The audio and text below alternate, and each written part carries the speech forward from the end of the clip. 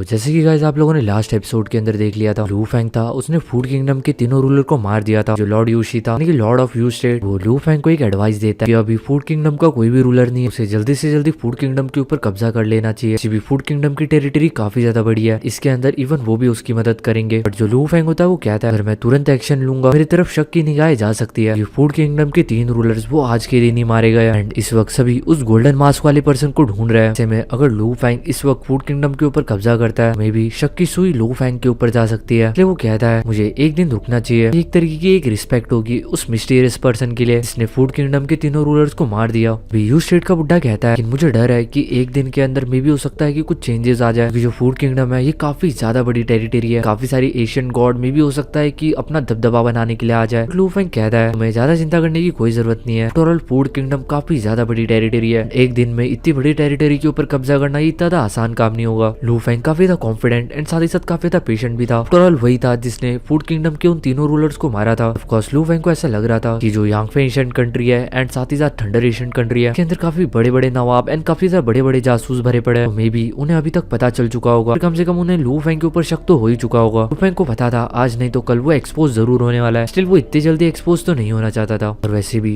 जितना ज्यादा लू फेंग को टाइम मिलेगा उतना ही ज्यादा लू फेंग सिचुएशन को अच्छे से परख पाएगा। फेंग ने अपने वर्ल्ड लाइफ फॉर्म के लिए स्पेशल इनहेरिटेंस ऑलरेडी रिडीम कर चुका होता है। सेकंड चैप्टर था हांगकांग बीस्ट बॉडी का, तो स्टडी करके लू फेंग की अकोमोडेशन काफी ज्यादा बढ़ चुकी थी। साथ ही साथ जो लू फेंग था वो इस तरीके की स्पेशल इनहेरिटेंस को काफी ज्यादा ग्रेट इंपॉर्टेंस देता था। साथ ही साथ लू फेंग की 8 ट्रिब्यूलेशन ऑफ लाइफ फॉर्म और डिस्ट्रॉइंग 72 स्वॉर्ड के अंदर भी काफी अच्छी खासी पकड़ बन चुकी थी। डेफिनेटली इन टेक्निक्स को कॉम्प्रहेंड करना इतना ज्यादा आसान नहीं होता, बट जितना ज्यादा टाइम आप इन सब चीजों को देते हो उतनी ज्यादा आप बेटर होते हो। लू फेंग को एक चीज मनी मन सता रही थी कि अगर उन 2 एशियन कंट्रीज ने लू फेंग को पहचान लिया, इन सब चीजों के पीछे लू फेंग का ही हाथ है, पता नहीं क्या होगा।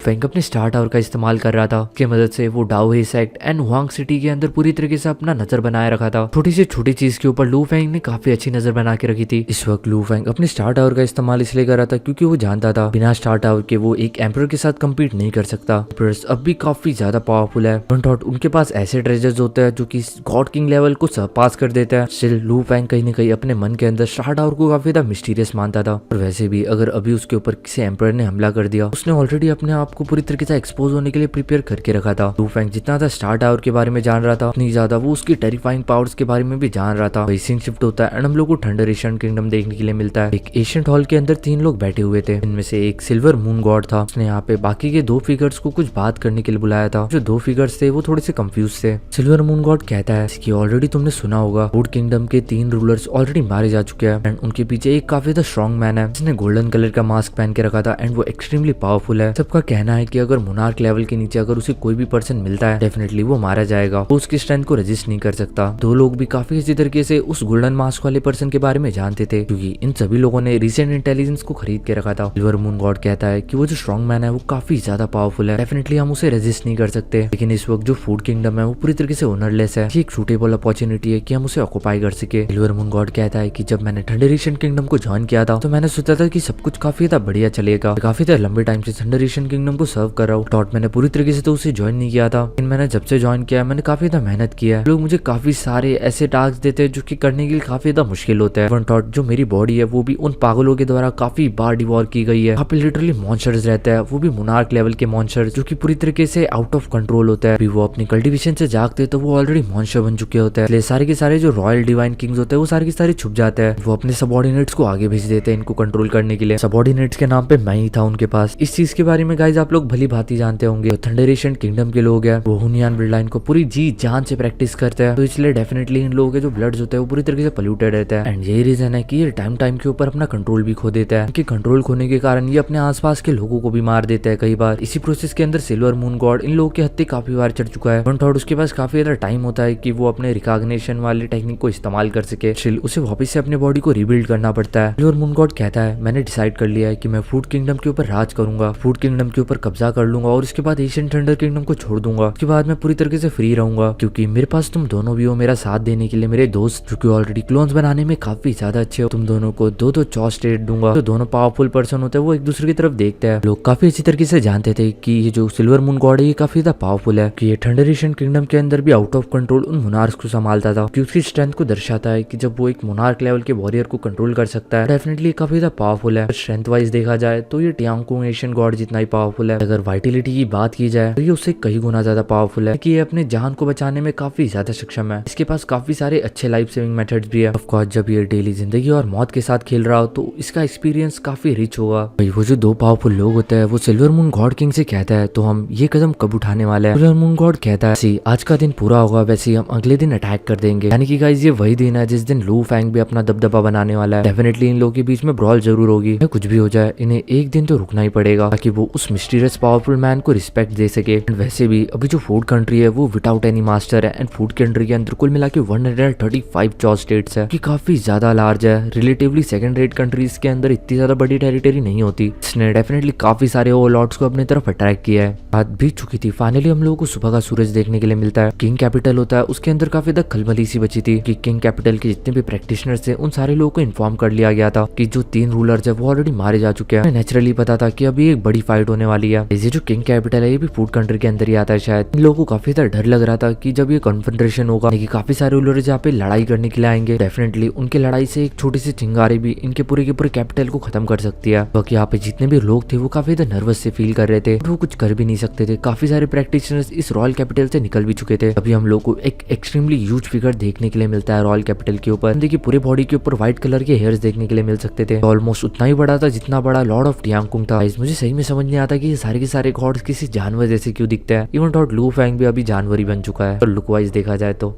भाई वो जो फिगर होता है वो कहता है आज से ये जो पूरा का पूरा फूड किंगडम है ये मेरे अंडर होगा। यानी कि सिल्वर मून किंगडम के अंदर मैं सिल्वर मून गॉड एंड मेरे साथ ये जो मेरे 2 भाई है कि सी डिमन गॉड और टियानी गॉड किंग, आज से हम इस पूरे के पूरे सिल्वर मून किंगडम को राज करेंगे। क्योंकि आवाज इतनी ज्यादा बुलंद थी कि पूरी फूड किंगडम की टेरिटरी के अंदर आराम से क्लियरली सुनाई दे सकती थी। और इन लोगों ने फूड किंगडम का नाम बदल के सिल्वर मून किंगडम रख दिया है। सिल्वर मून गॉड के पीछे हम लोग को उसके बाकी के 2 लोग भी देखने के लिए मिल सकते थे। सिल्वर मून गॉड को इन दोनों की मदद इसलिए लेनी पड़ी थी कि ऑफकोर्स फूड किंगडम काफी ज्यादा बड़ा है। इतनी बड़ी जगह को ये अकेला नहीं संभाल सकता था। डेफिनेटली इन दोनों की जरूरत थी। ये दोनों क्योंकि अपने क्लोन्स बनाने में काफी ज्यादा प्रोफिशिएंट है तो ये एक ही टाइम के अंदर काफी सारी जगहों पे रह सकता है। इसके वजह से डेफिनेटली इनका इन्फ्लुएंस काफी ज्यादा होगा। तभी कुछ अलग होता है। यानी कि किसी के हंसने की आवाज आती है। वो बंदा कहता है सिल्वर मून गॉड तुम एक गेस्ट गॉड किंग हो थंडर एशियन कंट्री के। ऐसे तो तुम ज्यादातर ऐसे ही पूरे के पूरे ओरिजिन कॉन्टिनेंट के अंदर भटकते रहते हो। आज तुम्हारे अंदर ये ख्याल कैसा है कि तुम फूड किंगडम के ऊपर राज करोगे। इसी के साथ 2 फिगर्स हम लोग को देखने के लिए मिलता है जो कि अचानक से वॉइड से बाहर आते हैं। बंदा कहता है हैंसन किंगडम ये फूड किंगडम के काफी ज्यादा नजदीक है क्योंकि फूड किंगडम के ऊपर कोई भी रूलर नहीं है। तो आज से ये जो फूड किंगडम है ये हमारे हैंसन किंगडम के अंदर आना चाहिए। लॉर्ड ऑफ हैंसन किंगडम था जो सिल्वर मून गॉड किंग, सी डीमन गॉड किंग और टियान किंग यिंगशैन होता है। ज्यादा इस बंदे के ऊपर ध्यान नहीं देते क्योंकि जो लॉर्ड ऑफ हैंसन था 2nd लेवल का गॉड किंग था और ये बस एक मेडिक्योर लेवल का गॉड किंग था। डेफिनेटली ये टियानमू गॉड किंग जितना भी पावरफुल नहीं था। इसलिए अगर एक चीज देखी जाए बंदा था ये टियानमू किंगडम का लीडर था। पर्पल वुड गॉड किंग का काफी अच्छा खासा दोस्त है। ऑलरेडी बाकी लोगों से डिस्कस कर लिया है तो अभी तुम तीनों को यहाँ से निकल जाना चाहिए। वही ये जो बंदा था हैंसन किंगडम का लॉर्ड के साइड में एक और फिगर हम लोग को देखने के लिए मिल सकता था। ब्लैक कलर के रॉब्स पहन के रखे थे एंड इसका जो ऑरा था वो लिटरली काफी ज्यादा डेंजरस था। इसके ऑरा से silver moon god king and बाकी 2 लोगों की भी फट रही थी। कुछ टाइम के बाद वो इस बंदे को भी पहचान चुके थे। डिस्ट्रक्शन लीजन का एक मास्टर था। डिस्ट्रक्शन लीजन के कुल मिला के 6 मास्टर्स है उसी में से ये एक था एंड इसका नाम था लॉर्ड डार्क स्काई। डेफिनेटली ये तीनों इस बंदे को काफी अच्छी तरीके से जानते थे। अगर पूरे की पूरे टियानमू किंगडम के सबसे मोस्ट पावरफुल पर्सन की बात की जाए तो वो और कोई नहीं वो एक रिलम बीस्ट है यानी कि पीक रिलम बीस्ट गाइस। क्योंकि आप लोगों को ऑलरेडी पता होगा कि जो वर्ल्ड बीस्ट है वो अपनी खुद की सेना बना सकता है क्योंकि डेफिनेटली उसी से बनती है। बट ये कैसी बनती है ये तो आज तक मुझे समझ नहीं आया कि एक सिंगल रिलम बीस्ट अपनी सेना को कैसे रिप्रोड्यूस कर सकता है। तो भगवान ही जाने। जो भी हो इसकी जो ह्यूज आर्मी थी वो आर्मी ऑफ डिस्ट्रक्शन थी एंड उस आर्मी का नाम शायद से लीजन ऑफ डिस्ट्रक्शन भी रखा गया है। इसे अलग अलग कैटेगरीज के अंदर डिवाइड किया गया था। इसके अंदर भी 6 सबसे ज्यादा हाईएस्ट बीइंग थे। एक लॉर्ड की जो पावर थी वो ग्यूजो एम्परर और विच हार्ट गॉड किंग जितनी पावरफुल थी।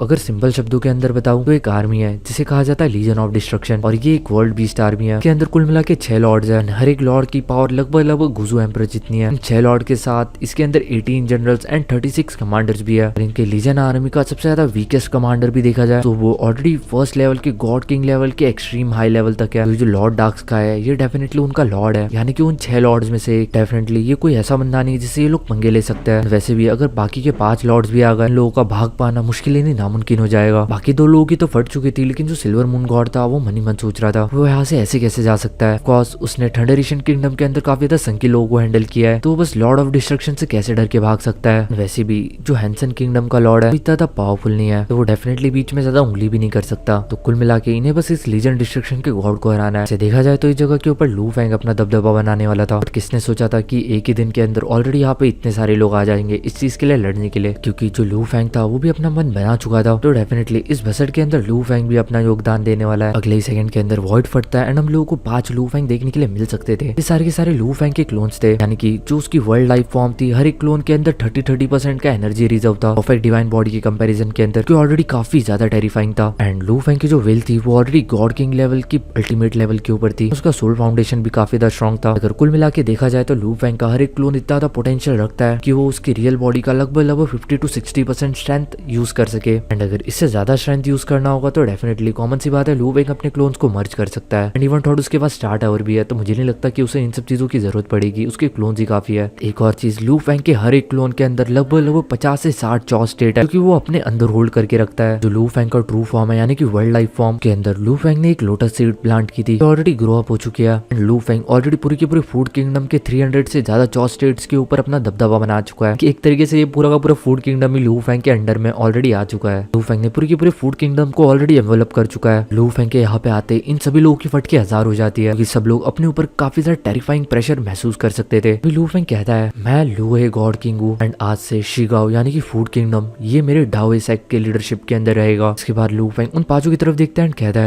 क्या तुम में से किसी को इसमें कोई दिक्कत है? लू फैंग की आवाज इतनी ज्यादा लाउड थी इस वक्त, तो पूरी की पूरी फूड किंगडम के अंदर इजीली सुनाई दे सकती थी। एंड इस वक्त सच्ची बोलूं तो ये 5 के 5 लू फैंग के सामने किसी चींटी से कम नहीं लग रहे थे। गाइस सच्ची बोलूं तो अभी जाके इस नोवेल के अंदर मजा आना स्टार्ट हो चुका है। वही इस वक्त ये 5 के 5 जो लेजेंडरी गॉड किंग्स थे, लू फैंग को थोड़े से कंफ्यूजन के साथ देख रहे थे। टॉट ये सारे के सारे सेकंड लेवल के ऊपर थे, including destruction legion god king. तभी हैंसन किंगडम का जो लॉर्ड होता है वो चिल्लाते हुए कहता है, तुम काफी ज्यादा एरोगेंट हो। इस बंदे को काफी ज्यादा बेइज्जत सा फील हो रहा था, क्योंकि जो टियानमू किंगडम का लॉर्ड था, यानी कि पर्पल वुड गॉड किंग के अंडर में एक सेक्टर बीस्ट भी, वो भी पीक लेवल का, इस बंदे का काफी अच्छा खासा दोस्त था। इसलिए ओरिजिन कॉन्टिनेंट के अंदर जितने भी मेन फोर्सेस थी, तो इस बंदे को काफी ज्यादा रिस्पेक्ट दिया करती थी इसके दोस्त के कारण। बट लू फैंग उसे घंटा भी फर्क नहीं पड़ रहा था। सिल्वर मून गॉड किंग कहता है, लोए इस वक्त हम 5 यहाँ पे एंड तुम पूरे के पूरे फूड किंगडम को अकेले ही मोनोपोलाइज करना चाहते हो, ये तुम्हारा बहुत ज्यादा नहीं हो रहा? सिल्वर मून गॉड किंग कहता है, मुझे लगता है हम सभी लोगों को एक अच्छा डिस्कशन करना चाहिए एंड फूड किंगडम को इक्वली हम 3 पार्टीज के अंदर डिवाइड करना चाहिए। Silver moon god king definitely fight नहीं चाहता था, क्योंकि यहाँ पे काफी ज्यादा लेजेंडरी फिगर्स आ चुके थे। इसी भी यहाँ पे लॉर्ड डार्क स्काई, वो काफी ज्यादा एक्सट्रीमली पावरफुल था एंड वो पूरी तरीके से लीजन ऑफ डिस्ट्रक्शन को रिप्रेजेंट करता था। रही बात लू है की, जो वो फर्स्ट लेवल का गॉड किंग लेवल का वॉरियर था, तभी उसने टियांगकू किंगडम का जो लॉर्ड था, यानी कि लॉर्ड टियांगकू, उसे हरा दिया था।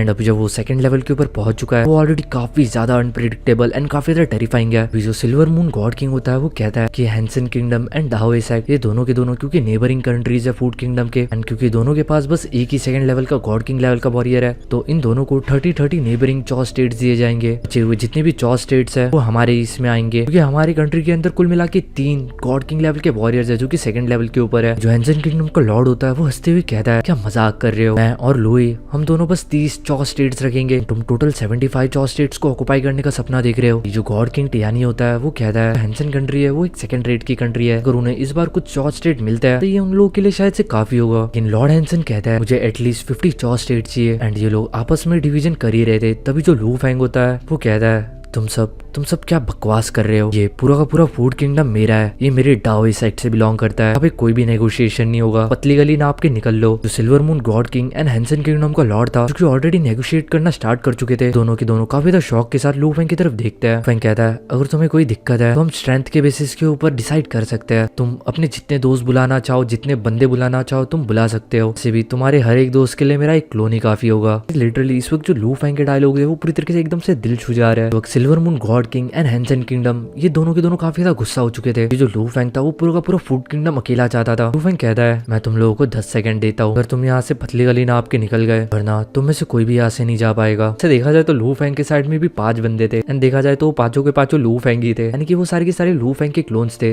इस फूड किंगडम के इस एरिया के अंदर जहाँ पे ये 6 गॉड किंग्स एक जगह पे इकट्ठा हुए थे फूड किंगडम की ओनरशिप डिसाइड करने के लिए, डेफिनेटली इस चीज ने काफी सारे फोर्सेस का अटेंशन अपनी तरफ खींचा था ओरिजिन कॉन्टिनेंट के अंदर। इस बैटल को इवन एम्परर चू भी देख रहे थे। वो मन ही मन हंस रहे थे कि हैंसन किंगडम का लीडर जो ऑलरेडी इतना ज्यादा नॉर्मल पर्सन है, यानी कि एक नॉर्मल गॉड किंग लेवल का वॉरियर है जो कि खुद अपना खुद का किंगडम भी प्रोटेक्ट नहीं कर सकता, वो यहाँ पे फूड किंगडम को लेने के लिए आया है। दूसरी तरफ सिल्वर मून गॉड किंग है, अपने साथ 2 हेल्पर्स को लेके आया है। क्या सही में इन लोगों की इतनी औकात है कि ये मेरे डिसाइपल्स के साथ लड़ सके? स्ट्रेंथ या फिर बैकग्राउंड की बात की जाए, लू फैंग इन लोगों को काफी ज्यादा पीछे फेंक देता है। भी जो हमारे मास्टर डीचू थे उनके अकॉर्डिंग अगर लू फैंग बस 20 चॉज या फिर 30 चॉज स्टेट लेते तो ये उसके रेपुटेशन के लिए काफी ज्यादा कम होते। उसके स्ट्रेंथ के हिसाब से उसे एंटायर फूड किंगडम का टेरिटरी भी दे दिया जाए, भी शायद से उसकी डिटर्मिनेशन को फुलफिल कर पाएगा। जो लू फैंग की स्ट्रेंथ को काफी अच्छी तरीके से जानते थे, क्योंकि आप लोगों को याद होगा कि जब लू फैंग पूरे के पूरे ओरिजिन कॉन्टिनेंट का चक्कर काट रहा था तब उसने एक सेकंड लेवल के गॉड किंग लेवल के वॉरियर के साथ फाइट की थी। तब उसने बस कुछ ऑर्डिनरी सी स्वॉर्ड लाइट को रिलीज किया था, इसी के साथ उसने सेकंड लेवल के गॉड किंग लेवल के वॉरियर को हरा दिया था। डीचू जानते थे कि उसके अंदर लू फैंग ने इवन अपनी फुल स्ट्रेंथ भी नहीं लगाई थी, जस्ट एक ऑर्डिनरी सा अटैक था। अगर लू फैंग अपनी पे आ गया शायद से इनमें से किसी भी औकात नहीं है। यांग फैंग एशियन किंगडम के जो बाकी के लॉर्ड्स होते हैं जैसे डियान, वो सारे भी इस वक्त इस नजारे को देख रहे होते हैं। फाइनली जो डियान था वो ये भी पता करना चाहता था कि आखिर टियान कुंग का मर्डरर है कौन, लेकिन टियान कुंग को किसने मारा है।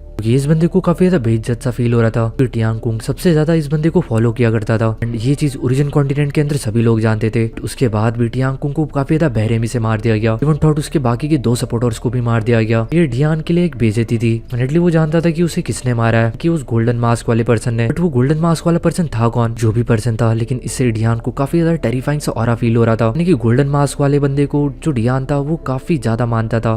थॉट इतनी ज्यादा दिक्कत तो उसे शैडो हेवन रिलम के उस गॉड किंग ऑफ अर्थ या फिर फायर एंसेस्टर ने भी नहीं दी थी। डियान मनी मन कहता है अगर तुम टाइम टू टाइम वक्त के साथ एक्शन लेते रहोगे डेफिनेटली एक ना एक दिन तुम जरूर पकड़े जाओगे। डियान इस वक्त लू फैंग के उस बैटल के ऊपर काफी अच्छी तरीके से फोकस करके बैठा हुआ था। आई एम सॉरी बैठी हुई थी, क्योंकि जो डियान है वो एक लड़की है। एक चीज समझ नहीं आ रही थी, लू फैंग था वो काफी ज्यादा टैलेंटेड था और वो चाहता तो वो आराम से अपने टैलेंट के बेसिस के ऊपर क्लैन मास्टर बन सकता था, लेकिन डीचू से प्रोटेक्ट कर रहा था। उसका हस्बैंड यानी कि डीफू भी लू फैंग को काफी ज्यादा रिस्पेक्ट करता था। उसके हस्बैंड की मदद से जो लू फैंग था उसे टियानजू रिलम को गार्ड करने का मिशन मिला था। और हम लोगों को देखने के लिए मिलता है कि ओरिजिन कॉन्टिनेंट के अंदर जितने भी पावरफुल पर्सन है यानी कि क्वीन ऑफ फैंगडू, एम्परर गुजू या फिर किंग वुजुन, जितने भी लोग जो लू फैंग से इवन क्लोज भी है, सभी लोगों ने भी इस बैटल के ऊपर अपनी नजर गाड़ा के रखी थी। पर चू यिंग और एम्परर चूयू वो इस बैटल को रिकॉर्ड कर रहे थे यांग फैंग एशियन नेशन से। भाई जो एम्परर चू होता है वो मनी मन सोच रहा होता है यानी इस बार मेरा डिसाइपल ये किस तरीके का आतंक मचाने वाला है। तो ऑलरेडी उस जगह का जो माहौल था वो काफी ज्यादा टेंस हो चुका था। वहाँ पे ऑलरेडी काफी सारी हाई एल्टीट्यूड की जो इनविंसिबल वेव्स होती है वो रैंक कर रही थी, यानी कि फैली हुई थी। तो लू फैंग के वर्ल्ड पावर ने पूरी तरीके से इस फूड किंगडम को जकड़ के रखा था, के कारण काफी सारी छोटी मोटी फील्ड्स फॉर्म हो रही थी, जैसे कि destructive power, ice breath, mighty water flow, ये हर जगह पे राइज हो रहा था। तो बाकी के 3 लोग भी पूरी तरीके से तैयार हो चुके थे फाइट करने के लिए, बिकॉज ये उनके लिए काफी ज्यादा शर्मनाक बात होगी अगर वो पीछे हटना चाहेंगे। पर मून गॉड स्टिल नेगोशिएट करते हुए कहता है रोए ये हम सभी लोगों के लिए काफी ज्यादा अच्छा होगा कि हम फूड किंगडम को बराबर सभी लोगों के बीच में डिवाइड करें। पर तुम्हें कुछ कम ज्यादा चाहिए तो हम इस चीज के बारे में बात कर सकते हैं। लू फैंग कहता है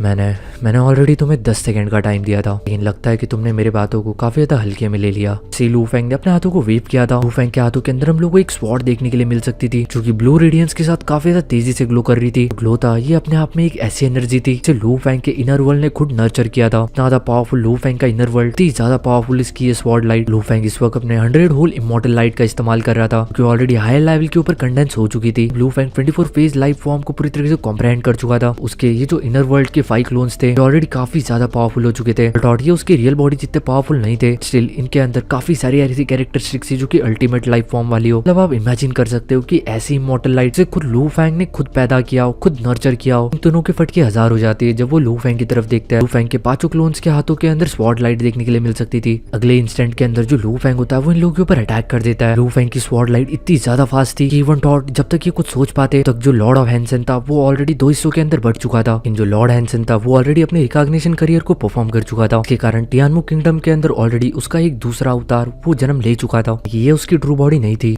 वही जो लू फैंग था उसने भी इस अटैक को पूरी तरीके से इस्तेमाल नहीं किया था। लू फैंग का ये जो अटैक था ये कुछ ग्रेट एक्सटेंशन स्टाइल जैसा था। उन गॉड किंग लेवल के वॉरियर्स को तबाह कर सकता है जिनकी जो बॉडी होती है काफी ज्यादा मजबूत होती है एंड इतनी ज्यादा इजिली खत्म नहीं होती। अगर लू फैंग ने अपने सेकंड लेवल का मूव इस्तेमाल किया होता इसके अंदर वो इतना तेज होता है इवन वो किसी को रिकॉग्नाइट करने का टाइम भी नहीं देता। बट डेफिनेटली लू फैंग इतना क्रूअल नहीं होना चाहता था। बस मिलिट्री के लिए। एंड वैसे भी लू फैंग का कोई भी प्लान नहीं था इस वक्त अपने मास एक्सटेंशन स्टाइल को इस्तेमाल करने का। कुछ ऑर्डिनरी से छोटे मोटे मूव्स इन लोगों को डरा के भगाने के लिए काफी थे। इस तरीके से इस वक्त जो लू फैंग ने immortal light in the hole वाला अटैक इस्तेमाल किया था, उसके 5 ब्रांचेस का फ्यूजन था। सोचो लू फैंग ने बस 5 ब्रांचेस का फ्यूजन इस्तेमाल किया है, 24 ब्रांचेस के फ्यूजन का इस्तेमाल करता। यहाँ पे जब तक ये लोग सोचते तब तक इन सभी लोगों की लाशें बिक चुकी होती एंड ये पूरी तरीके से खत्म हो चुके होते। इवन इन रिकॉग्निट करने का भी कोई भी टाइम नहीं मिला होता। और रही बात सी डीमन गॉड किंग की, तो उसकी भी बॉडी 2 हिस्सों के अंदर बढ़ चुकी थी। थॉट ये भी उसका एक क्लोन था, जिससे लू फैंग ने इसके क्लोन को एक ही अटैक के अंदर डिस्ट्रॉय कर दिया था लगभग, यानी कि इसका क्लोन 20% अभी भी बच गया था। लेकिन ज्यादा शौक वाली बात ये थी कि जो अटैक करने वाला पर्सन था ये भी लू फैंग का क्लोन ही था, ना कि लू फैंग की रियल बॉडी। भाई जो सी डीमन गॉड किंग था वो कुछ और सोच पाता, अभी एक और काफी ज्यादा पावरफुल स्पॉटलाइट आती है एंड उसे खत्म कर देती है एंड उसकी बॉडी इस वक्त पूरी तरीके से कम्प्लीटली इनहेलेटेड हो चुकी थी। भाई हम लोग को सी डीमन किंग की एक दूसरी बॉडी देखने के लिए मिलती है, क्योंकि इस जगह से काफी ज्यादा दूर थी। तो सिल्वर मून गॉड किंग यानी कि युनवे से कहती है कि लू फैंग वो काफी ज्यादा पावरफुल है, हमें यहाँ से पीछे हट जाना चाहिए। दूसरी तरफ हम लोग को गॉड किंग टियानी देखने के लिए मिलता है। ऑलरेडी लू फैंग के अटैक को देखते ही ट्रिलियंस ऑफ किलोमीटर दूर भाग चुका था।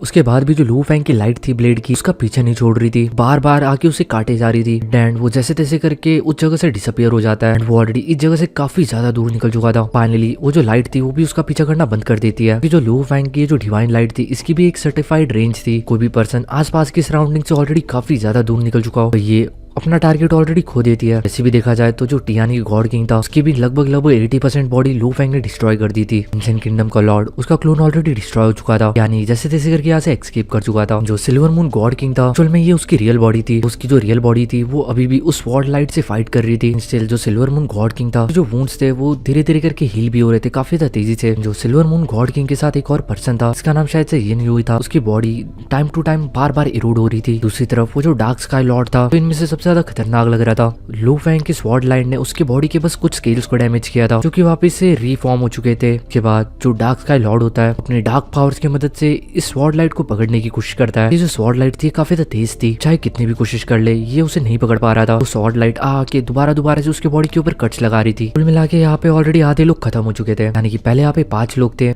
2 लोग सिल्वर मून गॉड किंग के साथ आए थे, एक बंदा हैंसन के लॉर्ड के साथ आया था। हैंसन को ऑलरेडी लू फैंग ने खत्म कर दिया। सिल्वर मून गॉड किंग के टीम के एक बंदे को भी लू फैंग ने खत्म कर दिया। यहाँ पे कुल मिला के अभी बचा है 3 लोग, Lord dark sky, silver moon god king, एक सिल्वर मून गॉड किंग का दोस्त। अटैक के साथ ही जो लू फैंग था वो पावर डिफरेंस को भी नोट कर सका था। लॉर्ड डार्क स्काई था इंडीड इन सब में सबसे ज्यादा पावरफुल था, क्योंकि आफ्टर ऑल वो लीजन ऑफ डिस्ट्रक्शन से बिलोंग करता था। लू फैंग की जो 100 होल इमॉर्टल लाइट थी बस इस बंदे के साथ खेल रही थी एक तरीके से। रही बात सिल्वर मून गॉड किंग की स्ट्रेंथ की, उसकी स्ट्रेंथ एवरेज थी। कुल मिला के वो रेजिस्ट कर पा रहा था लू फैंग की इमॉर्टल लाइट को। लू फैंग ने एक और चीज नोटिस की थी, इस बंदे की जो वाइटिलिटी है वो काफी ज्यादा पावरफुल है, कि इसके बॉडी के ऊपर इतने सारे घाव देने के बाद भी अगले सेकंड के अंदर ही काफी ज्यादा जल्दी ठीक हो गया। फिर अगले सेकंड के अंदर जो लू फैंग होता है वो वापस अपने हाथों को वेव करता है। जो 5 लू फैंग थे वो एक साथ सिल्वर मून गॉड किंग के ऊपर हमला कर देता है, यानी कि 5 स्वॉर्ड लाइट इस वक्त उसके करीब आ रही थी। इस वक्त उसकी फटके 1000 हो जाती है। पहले एक ही स्वॉर्ड लाइट को उसे कंट्रोल करने में काफी ज्यादा दिक्कत आ गई थी, इस वक्त 5 स्वॉर्ड लाइट्स एक साथ उसके ऊपर अटैक कर रही थी। एंड इस वक्त तक ये जो बंदा था ये ऑलरेडी समझ चुका था इसकी लू फैंग के सामने कोई भी औकात नहीं है। तुरंत ये पीछे पलटता है एंड पीछे की तरफ काफी तेजी से भागने लग जाता है। और जो लू फैंग का अटैक था वो इस बंदे को हिट कर चुका था, चलिए जैसे तैसे करके उससे बच जाता है एंड यहाँ से भागने के लिए मजबूर हो चुका था। ये बंदा ऑलरेडी अपनी औकात जान चुका था, तो अभी इसे फूड किंगडम के अंदर और ज्यादा इंटरेस्ट नहीं था। लास्ट में यहाँ पे बस एक ही बंदा बचा था, जो था लॉर्ड डार्क स्काई। लू फैंग उसकी तरफ देखता है एंड कहता है तुम अकेले यहाँ पे बचे हो। के बाद जो लू फैंग होता है वो स्माइल करता है। लू फैंग के जो 5 क्लोन्स होता है वो आपस में मर्ज हो जाता है। दूर हम लोगों को फैंगयोंग सिटी के अंदर मुरुशा देखने के लिए मिल सकता था, इस वॉर के ऊपर काफी अच्छी तरीके से फोकस करके बैठा था। मुरुशा को कुछ तो काफी ज्यादा अलग लग रहा था। ये जो डार्क स्काई लॉर्ड था, क्योंकि ये भी सेक्टर 20 से ही बना हुआ है गाइस, इस तरीके के जो लीजेंड्स होते हैं अनथॉटी ने मुरुशा भी ब्रीड कर सकता है, बट वो इस वक्त ये सारी चीजें नहीं कर रहा कि वो अपने आइडेंटिटी को एक्सपोज नहीं करना चाहता। डार्क स्काई लॉर्ड एक लीजेंड था, यानी कि एक वर्ल्ड बीस्ट के द्वारा ही ब्रेड किया हुआ क्रिएचर। मुरुशा को इस बंदे के अंदर थोड़ा सा कुछ अलग लगता है। डार्क स्काई लॉर्ड के बॉडी के अंदर की जो उसकी लाइफ थी उसके डिस्ट्रक्शन ओरिजिन के साथ मैच नहीं खा रही थी, तो कुछ इसी तरीके कुछ तो भी अलग लगता है। मुरुशा तुरंत लू फैंग के साथ टेलीपैथी के थ्रू कम्युनिकेट करता है एंड कहता है मास्टर जो पीक बीस्ट होता है वो ऑलरेडी काफी ज्यादा पावरफुल आर्मी को ब्रेड कर सकता है।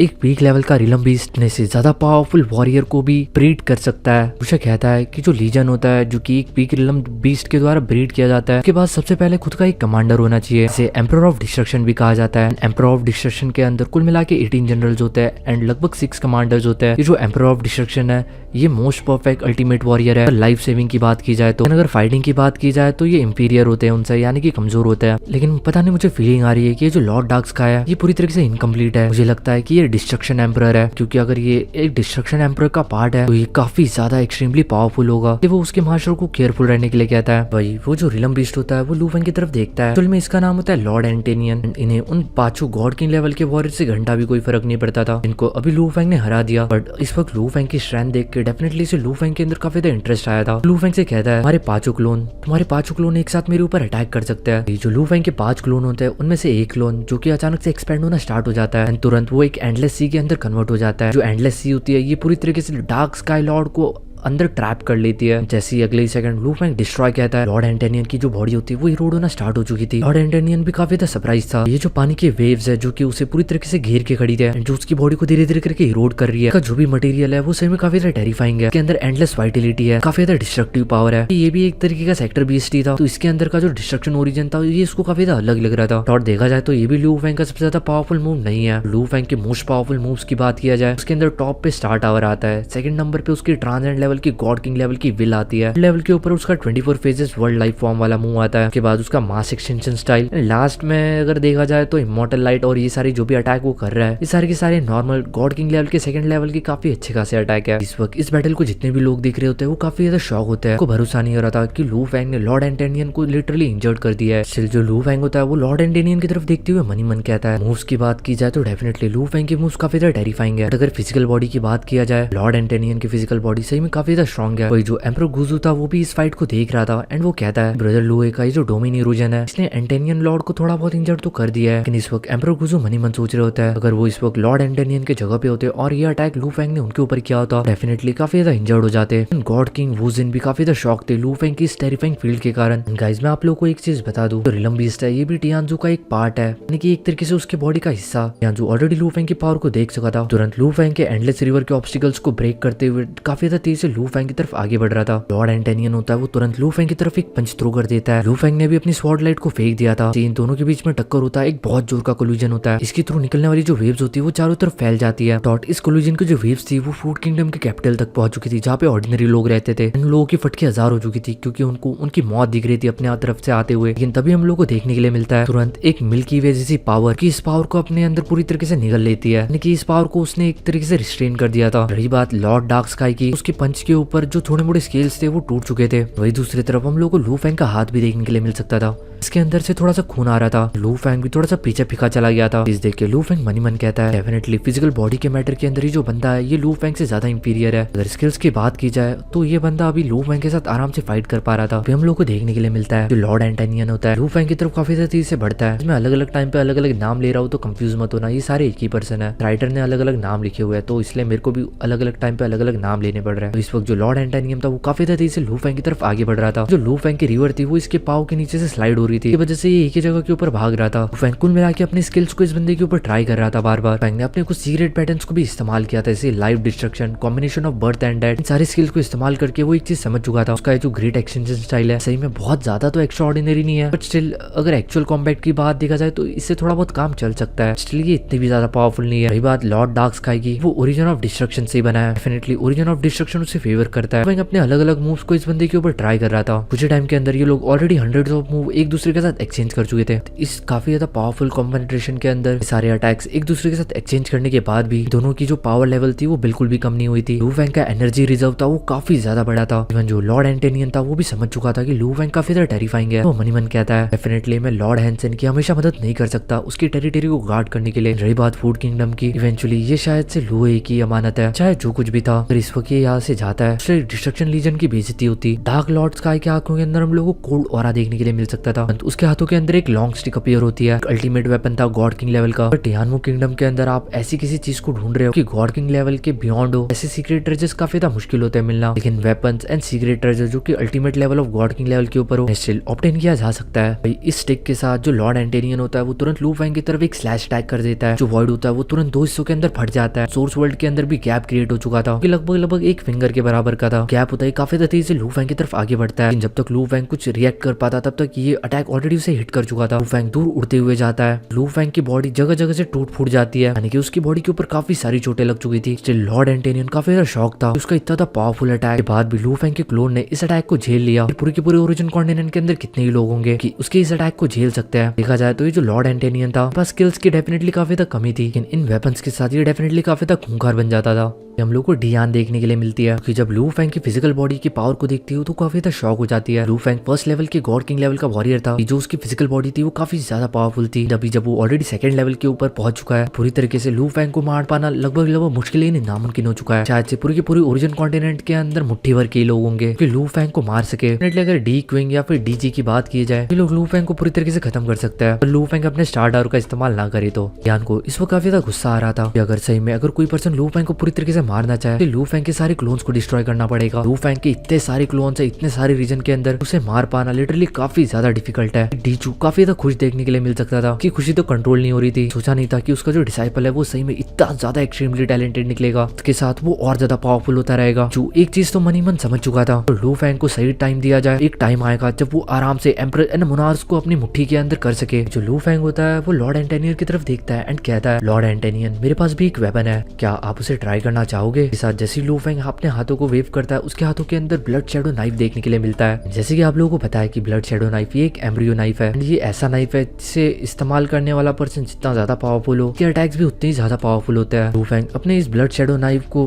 पाथ ऑफ डिस्ट्रक्शन के थ्रू कल्टीवेट किया करता था। जब उसने स्टार टावर के और सीक्रेट पैटर्न्स को जाना, उसने इसके अंदर कुछ अपने लाइफ पैटर्न्स को भी इंक्लूड कर दिया। वक्त हम लोगों को लाइफ एंड डेथ के काफी सारे पैटर्न्स इसके अंदर देखने के लिए मिल सकते थे जो कि इंटीग्रेटेड थे। तरीके से एक सुपर सिंप्लीफाइड वर्जन था स्टार टावर का, कि mainly secret patterns of life and destruction के ऊपर काम करता था। जिस साथ जैसे लू फैंग अपनी ब्लड शैडो नाइफ को वेव करता है, काफी ज्यादा पतली सी नाइफ लाइट जो कि अगली सेकंड के अंदर लॉर्ड एंटेनियन के सामने आ जाती है। लॉर्ड एंटेनियन तुरंत अपनी लॉन्ग स्टिक को सामने लाके आता है। अपने स्टिक की मदद से इस लाइट को रोकने की कोशिश करता है। में उसे लगा था कि ये कोई ऑर्डिनरी सा अटैक है। अगली सेकंड वो फील करता है नाइफ लाइट थी, ये काफी ज्यादा ऑर्डिनरी सी लग रही थी, लेकिन इसके अंदर का जो वजन था वो काफी ज्यादा था। यानी कि एक तरीके से ये जो नाइफ लाइट थी वो काफी ज्यादा वेट लॉर्ड एंटेनियन के ऊपर डाल रही थी। तो ये सही में काफी ज्यादा एक्सट्रीमली हैवी लग रही थी। जैसे तैसे करके वो इस लाइट को अपने ऊपर झेल लेता है। के बाद लॉर्ड एंटेनियन लू फैंग की तरफ देखता है एंड कहता है, एक अल्टीमेट वेपन है गॉड किंग लेवल का, तुम इसे अभी से कंट्रोल कर पा रहे हो, सही में तुम कमाल के हो। जो लू फैंग होता है वो लॉर्ड एंटेनियन की तरफ देखता है एंड कहता है, ये जो मेरी स्वॉर्ड स्किल है डेफिनेटली सामने वाले पर्सन के अंदर काफी ज्यादा वेट डालती है। ये वेट के ऊपर रिलाई करती है सामने वाले पर्सन से जीतने के लिए। मैं लॉर्ड एंटेनियन को एक कदम भी पीछे नहीं ढकेल पाया। लगता है कि मैं थोड़ा सा वीक तो हूँ, शायद से तुम जीत गए। जो लॉर्ड एंटेनियन होता है वो लू फैंग की तरफ देखता है, कहता है, ये जस्ट तुम्हारा एक क्लोन था, उसके पास किसी भी तरीके का कोई भी एडवांटेज नहीं था, स्टिल अभी तक तुम मेरे से फाइट कर रहे हो। लॉर्ड एंटेनियन मन काफी इस तरीके से जान चुका था कि वो ऑलरेडी इस फाइट को हार चुका है। लू फैंग की रियल बॉडी उसके इस क्लोन से शायद से 10 गुना ज्यादा पावरफुल हो सकती है। इमीडिएटली पीछे मुड़ता है एंड यहाँ से निकल जाता है पतली गली नाप के। फाइनली ये जो बैटल होता है ये पे खत्म होता है। इस मूवमेंट के अंदर जितने भी लोग इस बैटल को देख रहे थे वो सब समझ चुके थे लॉर्ड लू है ये कितना ही ज्यादा पावरफुल पर्सन है। इसका कंपेयर ग्यूजू एम्परर वुजिन गॉड किंग बाकी के इंटिमिडेटिंग पावर्स के साथ किया जाए, ये इवन उनसे भी ज्यादा टेरिफाइंग है। टॉप 5 वॉरियर्स की बात की जाए, क्वीन ऑफ विंड सिटी के रिकॉग्निशन पवेलियन की करता धरता है, lord of mother river Wujin, time and space को कंट्रोल करने वाला Guju boat master and Yufu god king. Lord dark sky के जाने के बाद जो लू फैंग के पांचों क्लोन होता है वो फूड किंगडम के ऊपर ही खड़े रहते हैं, यानी वो अभी भी हवा के अंदर लहरा रहे थे। लू फैंग फूड किंगडम को अच्छे से नोटिस करता है, कोई भी और ज्यादा पावरफुल पर्सन इस जगह पे नहीं आया था, यानी कि वो समझ चुका था कि शायद से ये जो मैच है ये खत्म हो चुका है और कोई नहीं आने वाला। लू फैंग मनी मन सोचता है इस बार जो भी उसने अपनी स्ट्रेंथ शो की अच्छे ये पूरी तरीके से परफेक्ट थी। उसने इतनी ज्यादा स्ट्रेंथ तो नहीं शो की जितनी गॉड किंग ऑफ अर्थ या फिर लॉर्ड ऑफ मदर रिवर के पास है। स्टिल एम्परर एंड मोनार्क्स अगर उन्हें लू फैंग के साथ डील करना है तो उन्हें 2 बार जरूर सोचना पड़ेगा। अगर सही में लू फैंग की बात की जाए, जो लू फैंग की विल है वो ऑलरेडी अल्टीमेट रिलम को सरपास कर चुकी है, बट उसके बाद भी वो जब 5 क्लोन्स को कंट्रोल कर रहा था, already 24 phases of life form से हुए बने हैं, अभी जो उसने स्ट्रेंथ दिखाई ऑलरेडी काफी ज्यादा टेरिफाइंग थी। अगर एम्परर्स एंड मोनार्क्स के साथ उसका कंपेयर किया जाए तो अभी उनके साथ फाइट करने के लिए इतना ज्यादा कैपेबल नहीं था। लू फैंग कहता है फाइनली वक्त आ चुका है कि मैं पूरे के पूरे फूड किंगडम के ऊपर कब्जा कर लूं। लू फैंग जानता था कि इतने ज्यादा बड़ी टेरिटरी को मैनेज करना इतना ज्यादा आसान टास्क नहीं होने वाला। फॉर्चुनेटली जो लू फैंग था उसने दाओ सेक को स्टेबलाइज किया था, उसके अंदर उसने काफी ज्यादा large number of disciples disciples को ट्रेन किया था काफी सारे सालों से। अब से ये जो डिसाइपल्स है ये इस ह्यूज टेरिटरी को मैनेज करने वाले थे। लू फेंग के जो 5 क्लोन्स होते हैं वो डिसअपियर हो जाता है, वही सीन शिफ्ट होता है एंड हम लोग को चड्डू का नजारा देखने के लिए मिलता है। चड्डू सिटी के अंदर चू यूहू उन्होंने एक बहुत बड़ी पार्टी ऑर्गेनाइज की थी, के अंदर काफी सारी प्रिंसेस, काफी सारे गेस्ट एंड काफी सारे डिसाइपल्स आए थे गॉड किंग्स के।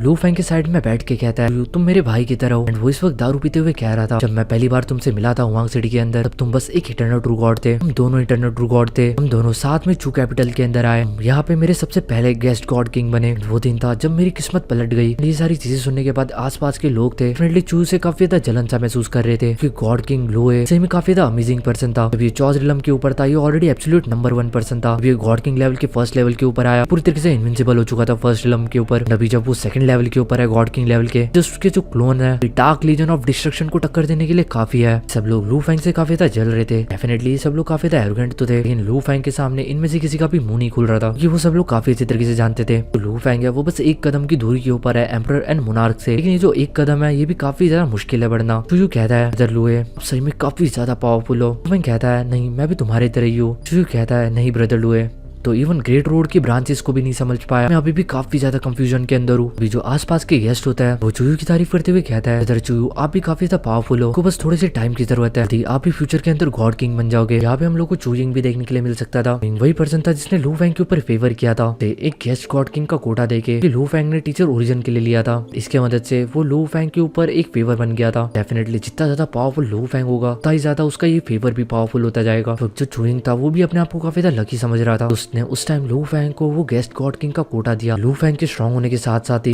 लू फेंग की मदद से वो भी फ्यूचर के अंदर काफी ज्यादा स्ट्रॉन्ग हो सकता है। ये जो चूइंग था वो भी गॉड किंग लेवल का वॉरियर था, उसे फर्स्ट लेवल के गॉड किंग लेवल के ब्रेक थ्रू करने के लिए काफी ज्यादा लंबा टाइम लग गया एंड वो जानता था कि सेकंड लेवल के ऊपर पहुंचने के लिए उसे और ज्यादा टाइम लगेगा। डेफिनेटली किसी न किसी की मदद थी रिसोर्सेस के लिए। जो चूइंग था काफी ज्यादा टैलेंटेड एंड काफी ज्यादा जाना माना पर्सन था रॉयल फैमिली के अंदर, तो उसे काफी रिसोर्सेस मिलते थे, लेकिन स्टिल ये जो रिसोर्सेस थे ये भी लिमिटेड थे। चूइंग सोचता है अभी वो टाइम नहीं आया कि जब उसे लू फेंग से मदद लेनी चाहिए, लू फेंग को उसे और ज्यादा टाइम देना चाहिए। डेफिनेटली लू फेंग टाइम के साथ और ज्यादा पावरफुल होगा। अभी जब वो पूरी तरीके से किसी बॉटम नेक के ऊपर स्टक हो जाएगा तब उसे लू फेंग की मदद पड़ेगी। धीरे धीरे करके यहाँ से सारे लोग चले जाते हैं। यहाँ पे बस हम लोग को एक लड़की देखने के लिए मिलती है जो कि थी गॉड किंग लियो। उसके सामने लू फेंग का फिगर प्रकट हो जाता है, उसकी तरफ काफी ज्यादा कामली देख रहा था कि अभी पूरा का पूरा जो फूड कंट्री है वो लू फेंग के पावर के साथ एनवेलप है। लू फेंग किसी भी वक्त अपने इंकाग्नेशन को अपने एक थॉट के साथ प्रोड्यूस कर सकता है। जो लियो होती है वो तुरंत लू फेंग को ग्रीट करती है। लू फेंग कहता है जो स्कल पीक गॉड किंग था तुरंत अपने लोगों को लेके यहाँ से ऑलरेडी जा चुका है, बट तुम अभी तक यहाँ पे रुकी हो, क्या तुम नहीं जाने वाली? गॉड किंग लियो काफी ज्यादा हेल्पलेसनेस के साथ कहती है कि जो मेरी ट्राइब के लोग हैं, जो मेरे इथनिक ग्रुप्स है, काफी ज्यादा लंबे टाइम से यहाँ पे रह रहे हैं, वो इसी जगह पे रिप्रोड्यूस कर रहे हैं। ऑलरेडी फूड किंगडम के टेरिटरीज के अंदर काफी ज्यादा डीपली बस चुके हैं, वो इस जगह से माइग्रेट नहीं कर सकते। यही रीजन था कि पास्ट के अंदर भी उसने फूड किंगडम को ज्वाइन किया था ना चाहते हुए भी। कहती है मैं आपको सर्व करना चाहती हूँ, जैसे कि पास्ट के अंदर मैंने टियानकुन को सर्व किया था, आपके अंडर काम करना चाहती हूँ। फेंग ये सारी चीजें काफी अच्छी तरीके से जानता था कि जो गॉड किंग लिन्यू है काफी ज्यादा लंबे टाइम से फूड किंगडम के अंदर रह रही है। जब से मास्टर जाओ शेंग की और जिन किंगडम था तब से इन लोगों ने पूरी की पूरी फूड किंगडम के अंदर अपनी काफी सारी रूट्स गड़ा के रखी है कि इनके जो ट्राइब्स है वो तब से रिप्रोड्यूस कर रहे हैं एंड पूरी तरीके से फैले हुए हैं इस जगह के अंदर। कुल मिला के जो गॉड किंग लियू है अपने सारे के सारे लोगों को लेके यहाँ से नहीं जा सकती थी। अगर गॉड किंग लियू की जगह पे कोई और होता तो वो मे भी इतने ग्रुप्स के अंदर के जो एलाइट्स होते को लेके ऑलरेडी यहाँ से जा चुका होता एंड बाकी के लोगों को ऐसे ही मरने के लिए छोड़ देता। मैं समझता था कि ये जो लड़की है इसने पहले फूड किंगडम को ज्वाइन किया या फिर अभी वो लू फेंग को सर्व करना चाहती है। सब चीजें ये बस अपने लोगों के लिए कर रही है। लू फेंग उसकी तरफ देखता है एंड कहता है ठीक है, लेकिन तुम्हारे जो फाइडम है उसके अंदर बस 5 चॉ स्टेट रहेंगे। लू फेंग था उसके पास काफी सारे क्लोन्स थे एंड उसकी वर्ल्ड पावर ने ऑलरेडी पूरी की पूरी फूड किंगडम के टेरिटरी के ऊपर एनवेलप करके रखा था। अगर कोई पर्सन इविल इंटेंशंस के साथ भी कुछ करने की कोशिश करता है तो लू फेंग अपने एक सिंगल थॉट के साथ इसे इरोड कर सकता था। गॉड किंग लियो होती है लू फेंग की तरफ देखती है एंड कहती है ठीक है, मैं अपने चॉ स्टेट्स को 5 शॉर्ट स्टेट्स के अंदर कम करने के लिए तैयार हूँ। आई होप कि जितने भी काउंटलेस क्रिएचर्स है ये लियो किंगडम के अंदर है पूरी तरीके से खत्म ना किया जाए। फेंग कहता है मैं लॉर्ड टियांगकू नहीं हूँ, मुझे उन सारे काउंटलेस क्रिएचर्स को खाने की जरूरत पड़ती है। से भी मेरी टेरिटरी के अंदर इस तरीके की चीजें पूरी तरीके से फॉरबिडन है। प्रिजनर्स नॉर्मली एक दूसरे के साथ फाइट कर सकते हैं या फिर लड़ झगड़ के मर सकते हैं। इवन अगर कोई ट्राइब खत्म भी हो जाती है इससे लू फेंग को घंटा भी कोई फर्क नहीं पड़ता। इस दुनिया के अंदर जीना मरना ये सारी चीजें नॉर्मल है। लू फेंग इन सारी चीजों को कंट्रोल करके वर्ल्ड के बैलेंस को नहीं बिगाड़ना चाहता था। ऑफकोर्स जो लॉर्ड टियांगकुंग था बिलियंस ऑफ क्रिएचर्स को कैद कर लेता था एंड पकड़ लेता था। इस तरीके की चीज डेफिनेटली काफी ज्यादा क्रूल है। ऐसी चीजें लू फेंग ने डेफिनेटली पूरी तरीके से स्ट्रिक्टली बैन करके रखी थी। सारी चीजें सुनने के बाद जो गॉड किंग लियू होती है वो कहती है आप सही में काफी काइंड हो। जिसके बाद जो लू फैंग होता है वो कहता है कि तुम्हें युआन, लुओसा, जिनयू बाकी सब लोगों के साथ मिलकर एंटायर फूड किंगडम के टेरिटरी को रूल करना होगा। बाद जैसे ही लू फैंग अपने हाथों को वेव करता है, लोगों को 20 लोगों के नाम देखने के लिए मिलता है। ये सारे के सारे चौज रिलम के अंदर थे एंड ये सारे के सारे युआन के अंडर रूल करते थे। लू फैंग ने चौज रिलम के अंदर काफी सारे फाइडम्स को रिवाइव कर दिया था। यानी कि अभी चौज रिलम के अंदर काफी सारे फाइडम्स थे तो उनको काफी सारे लोगों के अंदर डिवाइड करना था। फैंग कुल मिलाकर 20 लोगों के अंदर इन फाइडम्स को डिवाइड करता है, बाकी के बेकार के लोगों को हटा देता है। सारी बातें सुनने के बाद जो गॉड किंग लियू होती है वो भी मान जाती है। देखा जाए तो पूरे के पूरे एंटायर फूड किंगडम के अंदर काफी सारी चीजें होती है, जैसे कि काफी सारी व्यूरियस सिटी है, काफी सारी व्यूरियस एसेट्स है, ट्रेजर्स है, वर्ल्ड है जिन्हें नर्चर करना पड़ता है, काफी सारी वाइल्ड लाइफ फॉर्म्स है, काफी सारी वेपन रिफाइनिंग है, मेडिसिन रिफाइनिंग है। इन सारी चीजों के ऊपर काम करने के लिए काफी सारे लोगों की जरूरत थी। अभी ये सारी की सारी जो चीजें थी वो युआन, मोरूशा, सेकंड डिसाइपल लू फैंग का जिनयू एंड गॉड किंग लियू सारे मिलकर संभाल रहे थे। साथ ही साथ इन सब चीजों के अंदर लू फैंग के डाओइसेक के काफी सारे लार्ज नंबर ऑफ डिसाइपल्स भी इन्वॉल्व थे एंड लू फैंग की जो पावर थी वो तो ऑलरेडी इस पूरी की पूरी फूड किंगडम को एनवेलप करती थी। मदद से जो छोटी मोटी फोर्सेस थी कोई भी गलत काम नहीं कर सकती थी लू फैंग के टेरिटरी के अंदर एंड वो छुपके भी नहीं रह सकती थी। डॉट इस जगह के ऊपर काफी सारे कुछ ग्रीडी लोग भी होते हैं क्योंकि कुछ ट्रेजर्स को लेके यहाँ से जाना चाहते थे, लेकिन लू फैंग उन लोगों को मार देता है। कुल मिला के वो फूड किंगडम की भी सफाई करता है थोड़ी सी। जो लोग सुधर जाते हैं वो लू फैंग के अंडर काम करने लग जाता है। वही जो मोरूशा होता है वो लू फैंग से कहता है फाइनली मास्टर हमने ये सारा का सारा काम खत्म कर दिया, लेकिन स्टिल इसके अंदर हमारा एक काफी बड़ा लॉस हुआ है। लू फैंग कहता है किस तरीके का लॉस। मोरूशा बताता है कि काफी सारे चौज रिलम के लोगों को जिनको लू फैंग ने मार दिया एंड काफी सारे ऐसे लोग जो कि ऑलरेडी अपने खानदान और जितने भी अपने सबॉर्डिनेट्स थे उनको लेके यहाँ से निकल गए, यानी कि उनको निकाल दिया गया। कि जो फैमिलीज थी वो काफी ज्यादा रिस्पॉन्सिबल थी काफी सारी इंडस्ट्रीज एंड छोटे मोटे बिजनेसेस चलाने के लिए, क्योंकि वो सारे के सारे जा चुके हैं फूड किंगडम को छोड़ के। तो अभी उन सारी चीजों को ऑपरेट करने के लिए कोई भी नहीं है। डेफिनेटली ये एक अनअवॉइडेबल लॉस था। फैंग कहता है ये जो इम्पैक्ट है ये काफी ज्यादा टेम्पररी है, वक्त के साथ सारी चीजें सेटल डाउन हो जाएगी।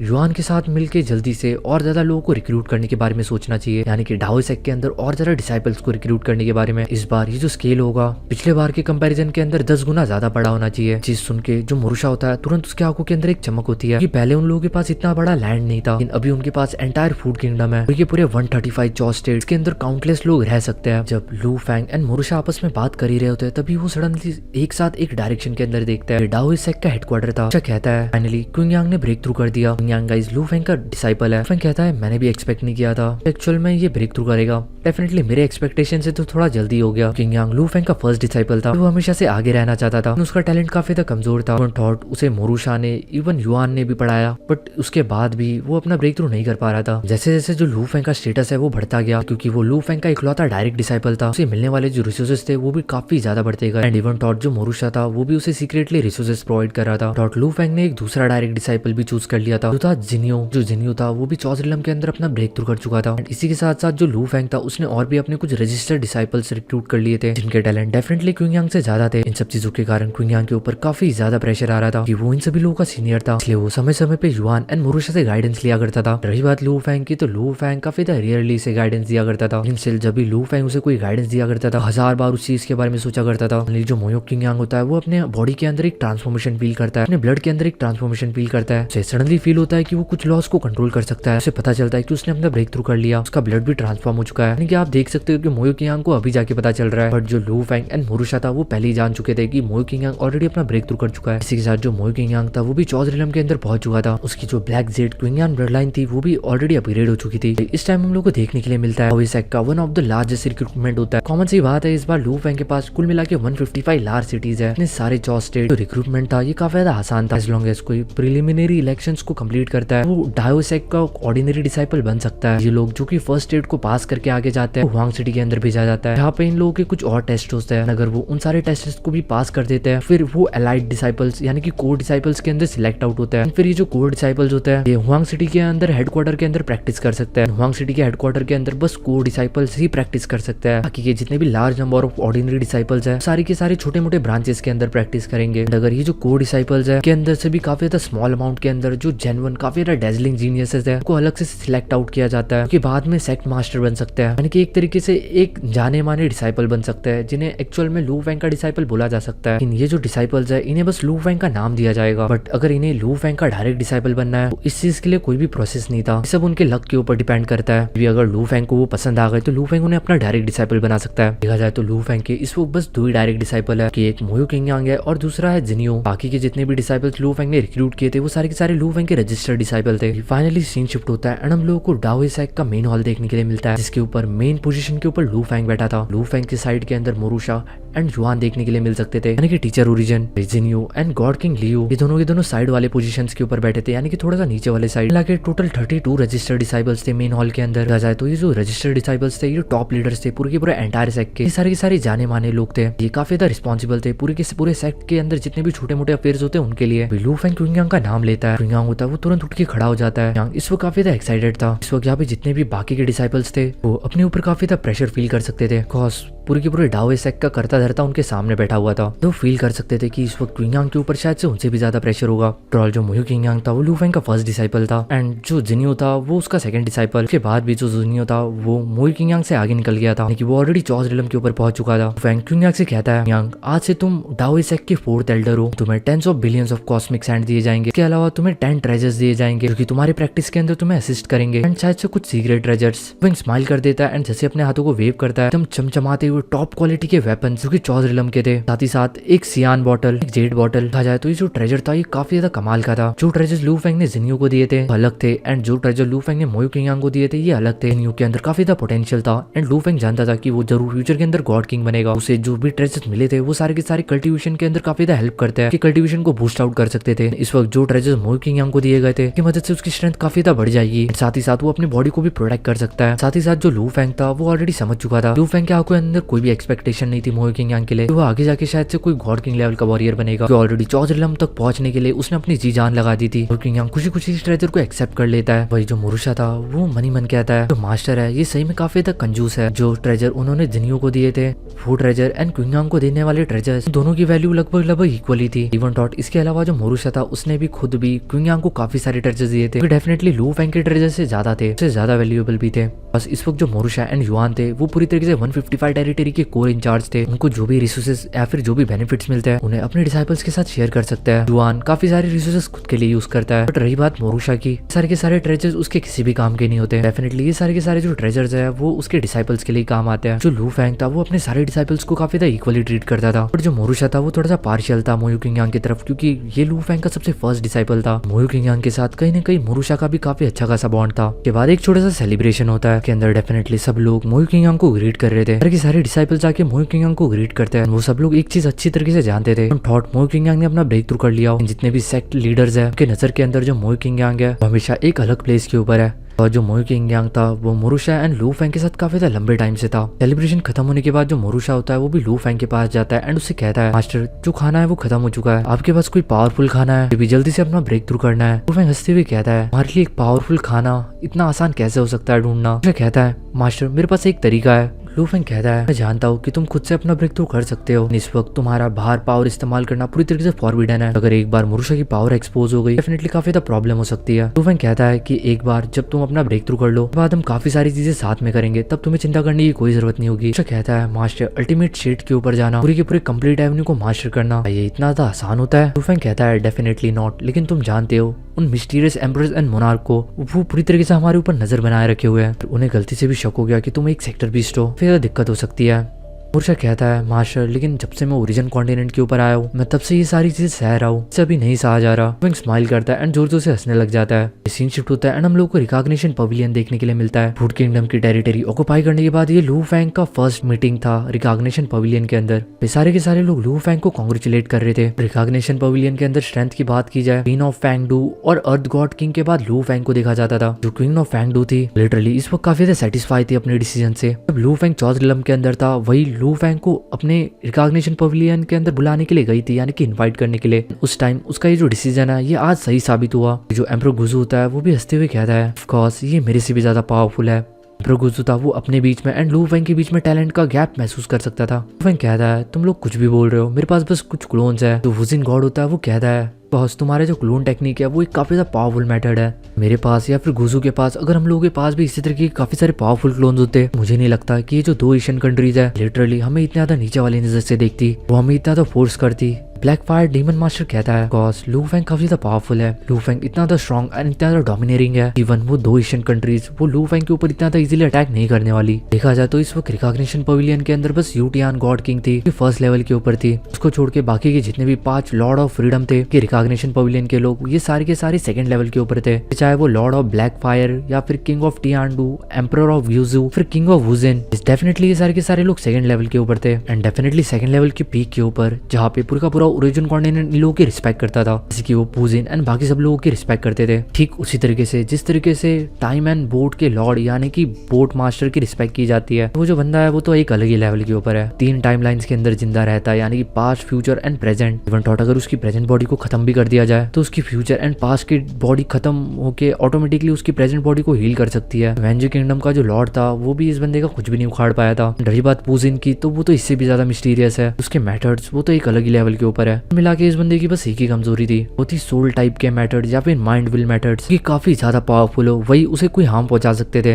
एम्परर्स एंड मोनार्क्स वो भी उसका कुछ भी नहीं उखाड़ सकते थे। रही बात लू फैंग की तो लू फैंग भी अभी उन्हीं लोगों में गिना जाता है। लू फैंग के पास काफी सारे क्लोन्स थे एंड हर एक क्लोन काफी ज्यादा पावर पोजेस करता है। गॉड किंग कहता है कभी कभी तो मुझे ऐसा लगता है कि मेरी जो सेकंड लेवल की गॉड किंग लेवल की chaotic source blood line creature dead body है, I mean to say body है, तुम्हारी बॉडी उससे ज्यादा पावरफुल है। Even lord legion of destruction वो भी तुम्हारा कुछ भी नहीं बिगाड़ पाया, यानी कि बस तुम्हारा एक क्लोन वही किसी भी एम्परर या फिर मोनार्क का सरदर्द बन सकता है। नॉट टू मेंशन लू फैंग के कितने क्लोन है इस चीज के बारे में इवन किसी को नहीं पता। एंड लू फैंग सिंगल टाइम के अंदर कितने क्लोन्स को कंट्रोल कर सकता है इस चीज के बारे में भी किसी को भी नहीं पता। डेफिनेटली लू फैंग 300 से ज्यादा क्लोन्स को कंट्रोल कर सकता है, क्योंकि उससे कम क्लोन्स को ऑलरेडी वो फ्यूचर के अंदर कंट्रोल कर चुका है। गॉड किंग कहता है लू फैंग का एक अकेला क्लोन लीजन ऑफ डिस्ट्रक्शन को टक्कर दे पाया, यानी कि एक अकेला क्लोन उसका लीजन ऑफ डिस्ट्रक्शन के बराबर में है। और लू फैंग के 7 से 8 क्लोन्स आ जाते, पूरी तरीके से लीजन ऑफ डिस्ट्रक्शन की आर्मी बना सकते थे। पावर डेफिनेटली उसी पर्सन के पास हो सकती है जो कि मल्टीपल पाथ्स को कल्टीवेट करता है। गॉड किंग जानता था कि जो लू फैंग है वो 3 पाथ्स को कल्टीवेट करता है, जिसके लाइफ, मैटर एंड डिस्ट्रक्शन। उसका हर एक path already God king level के सेकंड लेवल के ऊपर पहुंच चुका है। देखा जाए तो ये अकेला ऐसा पर्सन है पूरी की पूरे एंटायर ओरिजिन कॉन्टिनेंट के अंदर जो कि तीनों पाथ्स के अंदर गॉड किंग लेवल के सेकंड लेवल के ऊपर है। ब्लैक फायर डीमन लॉर्ड कहता है तो बस एक पाथ को कल्टीवेट करता है, बट एट द एंड वो भी लू फैंग के किसी भी पाथ से बेकार है। तभी गॉड किंग वुजिन कहता है स्माइल करते हुए तुम्हें चिंता करने की जरूरत नहीं है, आफ्टर ऑल ये भी एक पाथ है। जब तुम किसी भी पाथ के ऊपर अल्टीमेट रिलम के ऊपर पहुंच जाते हो कोई भी पाथ वो डेफिनेटली काफी ज्यादा औसम बन जाता है एंड काफी ज्यादा पावरफुल बन जाता है। हम लोग इस वक्त लू फैंग की तारीफ कर रहे थे,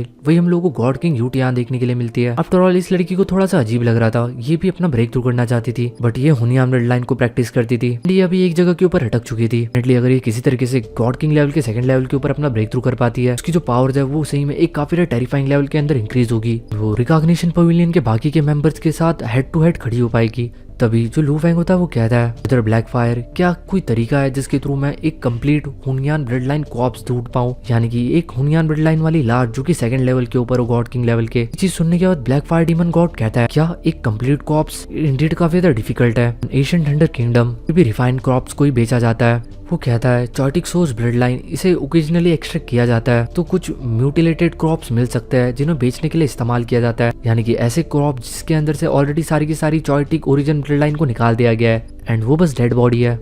इन ऐसे कॉप्स के लिए भी लू फैंग को सही अपॉर्चुनिटी का वेट करना पड़ेगा। एंड रही बात कंप्लीट कॉप्स की, ब्लड डीमन लॉर्ड कहता है मैंने तो ऐसी किसी चीज के बारे में नहीं सुना जो कि अभी तक सेल में आई हो। एक फायर लॉर्ड कहता है इंटैक्ट कॉप्स जिसको छुआ ना गया हो, इनके काफी सारे फायदे हो सकते हैं कि इनके थ्रू एक काफी ज्यादा पावरफुल पपेट को रिफाइन किया जा सकता है, फिर एक वर्ल्ड विश को खिलाया जा सकता है, फिर इसके बॉडी को एक्सट्रैक्ट करके अपने बॉडी के अंदर यूज किया जा सकता है। इस तरीके की चीजें डेफिनेटली वो जो 2 एशियन कंट्रीज है उनको काफी ज्यादा हानि पहुंचा सकती है। लेकिन सोचो किसी मरे हुए इंसान का तुम एक पपेट बना देते हो एंड उन्हें तुम एशियन कंट्रीज के खिलाफ इस्तेमाल करते हो, के अंदर इवन थोड़ा उन लोगों को पता भी नहीं होगा कि वो जो पर्सन है वो ऑलरेडी मर चुका है, वो कितना ज्यादा थ्रेट पोजेस कर सकता है। इस तरीके से उनके लिए ये एक ऐसा पर्सन होगा कि कोई भी आइडेंटिटी नहीं है एंड डेफिनेटली नेमलेस एंड ऐसे पर्सन 2 एशियन कंट्रीज के लिए एक सरदर्दी बन सकता है। भाई ये सारी चीज सुनने के बाद लू फैंग भी मन ही मन कहता है लगता है मुरुशा का अल्टीमेट ब्रेक थ्रू करना ये इतना तो आसान नहीं होगा। फिलहाल के लिए तो उसे एंडलेस एनर्जी को ऑब्जर्व करना पड़ेगा अपने बॉडी के अंदर, जिसके साथ शायद से उसे एंडलेस ईयर लग जाएंगे ब्रेक थ्रू करने के लिए। ब्लैक फायर डीमन लॉर्ड होता है वो मन ही मन सोचता है, उसे समझ नहीं आ रहा था कि लू फैंग एक कंप्लीट इंटैक्ट कॉप्स की क्या जरूरत पड़ सकती है। लू फैंग तो ऑलरेडी काफी ज्यादा पावरफुल है एंड उसके काफी ज्यादा क्लोन्स भी है, उसके इतने सारे क्लोन्स है तो उसे अपने लिए कोई पपेट की डेफिनेटली कोई नीड नहीं होगी, तो उसे आखिर क्या जरूरत पड़ सकती है। एक सेकंड लेवल का गॉड किंग किसी भी इंटैक्ट हुनियान ब्लड लाइन कॉप्स के साथ कुछ भी नहीं कर सकता। अभी जो ब्लैक फायर डीमन लॉर्ड होता है वो कहता है इसलिए एक तरीका है, हुनियान ब्लड लाइन के कॉप्स वो कॉप्स ले सकते हो जो कि ऑलरेडी यहाँ से बाहर कूद चुके हो, यानी कि जो कॉप्स ऑलरेडी सोर्स वर्ल्ड के बाहर निकल चुके हो। ये कॉप्स शायद से उन एलियन रेसेस के पास मिल सकते हैं। कुल मिला के वो जो 3 पावरफुल एलियन रेसेस है वो इस तरीके के हुनियान रिमेन्स या फिर हुनियान ब्लड लाइन के कॉप्स को ला सकती है। मतलब एक तरीके से ऐसा समझ लो जो भी वो 2 एशियन नेशंस नहीं ला सकती वो सारी चीजें इजीली वो 3 एलियन रेसेस ला सकती है। इन बस ये लोग ज्यादातर उन्हीं चीजों को लाते हैं जो काफी ज्यादा एक्सट्रीमली प्रीशियस ट्रेजर्स होते हैं, जैसे कि स्मॉल अमाउंट के अंदर हुनियान लाइफ के रिमेन्स, फिर कुछ सीक्रेट ट्रेजर जो कि ऑलरेडी गॉड किंग लेवल की बियॉन्ड हो, इनहेरिटेंस जो कि अल्टीमेट रिलम के बियॉन्ड हो। मतलब काफी ज्यादा प्रीशियस चीजें कि जो ट्रांसपोर्टेशन कॉस्ट होता है वो काफी ज्यादा लगता है। इस वक्त जो लू फेंग को चाहिए था यानी कि सेकंड लेवल का divine king Hunyuan blood line corpse काफी ज्यादा लोअर वैल्यू का है, तो ऐसी चीजें यहाँ पे नहीं लाई जाती। एक फायर लॉर्ड कहता है कि जो 3 एलियन रेसेस है इनके पास सही में लॉट ऑफ ट्रेजर्स है, लेकिन बस उनकी कंडीशन है कि वो उन ट्रेजर्स को बस इक्वल अमाउंट वाले ट्रेजर्स के साथ ही एक्सचेंज करते हैं। लोगों का जो विजन होता है वो काफी ज्यादा ब्रॉड होता है, तो ऐसे ट्रेजर जो कि इनको अट्रैक्ट करे बस वही ट्रेजर्स हो सकते हैं जो कि युआन के द्वारा छोड़ी गए हो। इस बार जब तुम लीजन ऑफ डिस्ट्रक्शन यानी कि जब डार्क स्काई लॉर्ड के साथ तुम फाइट कर रहे थे, फाइट डेफिनेटली उन 3 एलियन रेसेस ने जरूर देखी होगी। उस फाइट को देख के डेफिनेटली वो फ्यूचर के अंदर तुमसे कांटेक्ट जरूर करेंगे। आफ्टर ऑल जो उनकी स्ट्रेंथ है वो ओरिजिन कॉन्टिनेंट के अंदर पूरी तरीके से कम्प्लीटली सप्रेस्ड कर दी गई है, तो उन्हें हमारी जरूरत होती है किसी भी ट्रेजर के हंट के लिए। तुम काफी ज्यादा पावरफुल हो और तुम्हारे पास काफी सारे क्लोन्स भी है, तो तुम डेफिनेटली उनके काफी ज्यादा काम आ सकते हो, तो वो लोग डेफिनेटली तुमसे कांटेक्ट करेंगे। सही वक्त होगा तो डेफिनेटली उनसे बार्गेन करने की कोशिश करना, भी उनके थ्रू तुम्हें कोई बेनिफिट हो जाए। जब तुम एलियंस के साथ डील कर रहे हो तो तुम्हें ज्यादा चिंता करने की कोई जरूरत नहीं है, तुम आराम से उन लोगों के साथ डील कर सकते हो एंड उनके साथ ट्रेड भी कर सकते हो। मैं बस इतना देखना है कि तुम्हें ज्यादा से ज्यादा अपने फायदे के अंदर रहना है। इस बार जब लू फेंग रिकॉग्निशन पवेलियन के अंदर गया था तो डेफिनेटली उसे काफी सारी चीजों के बारे में जानने के लिए मिला। डेफिनेटली उसकी स्ट्रेंथ काफी ज्यादा लंबे टाइम से काफी ज्यादा बढ़ रही थी, उसकी बुद्धि के ऊपर जंग लग रहा था, यानी कि एक्सटर्नल वर्ल्ड के बारे में उसे काफी ज्यादा कम नॉलेज थी। सीन शिफ्ट होता है, हम लोग को हुआंग सिटी देखने के लिए मिलता है। एक दिन हम लोग को देखने के लिए मिलता है कि एक old man directly Huang city के अंदर एंटर करता है। हुआंग सिटी के अंदर की जितनी भी फॉर्मेशंस थी वो उसके ऊपर कोई भी काम नहीं कर रही थी, जैसे कि वो उसके ऊपर पूरी तरीके से यूजलेस हो। सारे के सारे बैरियर्स एंड सभी चीजों को क्रॉस करते हुए डायरेक्टली सिटी लॉर्ड मेंशन के अंदर एंटर कर जाता है। फैंग भी पूरी तरीके से चौकन्ना हो जाता है एंड वो उठ के खड़ा हो जाता है। देख सकता था ये एक बूढ़ा आदमी है, लेकिन कुछ टाइम के बाद लू फेंग उस बंदे को रिकॉग्नाइज कर लेता है। एक्चुअल में ये ओल्ड डीमन है टाइम एंड स्पेस का। ये लास्ट टाइम जब लू फेंग के पास आया था तो ये एक बच्चे के भेस में आया था। एक्चुअल में इस पर्सन की काफी सारी आइडेंटिटीज है, जैसे किसी बच्चे की या फिर मिडिल एज मैन या फिर किसी बूढ़े की। डेफिनेटली ये एक ऐसा बंदा था जिसे 2 एशियन कंट्रीज भी काफी ज्यादा डरती थी। मिडिल एज का पर्सन लू फेंग की तरफ देखता है एंड कहता है मैंने तुमसे पहले भी कहा था कि तुम मुझे directly emperor of time and space बुला सकते हो, मुझे ओल्ड डीमन बुलाने की कोई जरूरत नहीं है। उसके बाद वो हंसते हुए कहता है चलो कोई ना, मुझे इससे भी कोई फर्क नहीं पड़ता। लू फेंग उसकी तरफ देखता है एंड कहता है तो तुम इस बार यहाँ पे क्या करने के लिए आए हो। उसके बाद वो जो बंदा होता है वो आता है एंड लू फेंग के साइड में जो रखा टेबल होता है उसके ऊपर बैठ जाता है। जो वाइन पड़ी होती है उसे खुद के लिए सर्व कर लेता है। लू फेंग भी उसके साइड में जाके बैठ जाता है। वो जो मिडिल एज मैन होता है वो लू फेंग की तरफ देखता है एंड कहता है कि तुम में हिम्मत नहीं है इतनी ज्यादा अच्छी वाइन पीने की। मैं जानता हूँ कि तुम एम्परर ऑफ यांगफाई एशियन कंट्री के डिसाइपल हो, कि एम्परर चू के डिसाइपल हो, एंड हमारी जैसी फॉरेन रिसेस से तुम डेफिनेटली थोड़ा सा दूर रहना पसंद करते हो। देखा जाए तो इस चीज से कोई फर्क नहीं पड़ता। तो हमारी जैसी 3 पावरफुल फॉरेन रेसेस है एंड जो 2 एशियन कंट्रीज के एंसेस्टर है वो डायरेक्टली हमारे कंपटीटर्स है। दैट्स व्हाई वो हम तीनों को टारगेट करते हैं एंड इसलिए वो कई बार हमारे बारे में कुछ उल्टी सीधी बातें भी बता देते हैं। तुम्हें उन सब चीजों के ऊपर ज्यादा ध्यान देने की कोई जरूरत नहीं है। जो लू फेंग होता है वो शांति बैठा रहता है एंड वो बस ध्यान से इसकी बातों को सुनता रहता है। बंदा लू फेंग से कहता है मैं यहाँ पे आया हूँ क्योंकि मैं तुम्हारे साथ एक डील करना चाहता हूँ। कॉन्टिनेंट के अंदर कुल मिला के ऐसी 4 चीजें हैं जिसके अंदर हम फॉरेन रेसेस के लोग काफी ज्यादा इंटरेस्टेड होते हैं। 4 ऐसी चीजें हैं जो कि फॉरेन रेसेस से वो एंसेस्टर बचाना चाहते हैं। पहली चीज है डेफिनेटली वो सीक्रेट टेक्निक्स है जो कि ओरिजिनल एंसेस्टर्स के द्वारा छोड़ी गई है, यानी कि युआन के द्वारा छोड़ी गई है। फेंग कहता है क्या सिर्फ सीक्रेट टेक्निक्स? वो बंदा कहता है नहीं, ग्रेट डाउ इनहेरिटेंस उसकी वैल्यू डेफिनेटली उससे ज़्यादा होती है। लेकिन ऑफकोर्स जो परफेक्ट लेवल के इनहेरिटेंस होते हैं या फिर स्पेशल लेवल के इनहेरिटेंस होते हैं उनकी जो वैल्यू होती है वो बस अल्टीमेट लेवल तक पहुंच पाती है गॉड किंग के, तो वो हमारे किसी भी काम के नहीं है। उससे ज़्यादा हायर लेवल के इनहेरिटेंस ओरिजिन कंट्री के अंदर अवेलेबल नहीं है। जो सीक्रेट टेक्निक्स होती है वो काफ़ी ज़्यादा काम आती है। डॉट अगर वो थोड़ी सी लो लेवल की हो फिर भी चलेगा, लेकिन वो युआन की टेक्निक होनी चाहिए क्योंकि वो काफी ज्यादा काम की होती है एंड जैसे जैसे पावर बढ़ती है वो और ज्यादा पावरफुल होती है। फेंग समझ सकता था कि ये बंदा क्या कहने की कोशिश कर रहा है। इसी तरीके की एक टेक्निक लू फेंग के पास भी थी जो कि थी लियोन शाह, यानी कि उसकी विल पावर सीक्रेट टेक्निक।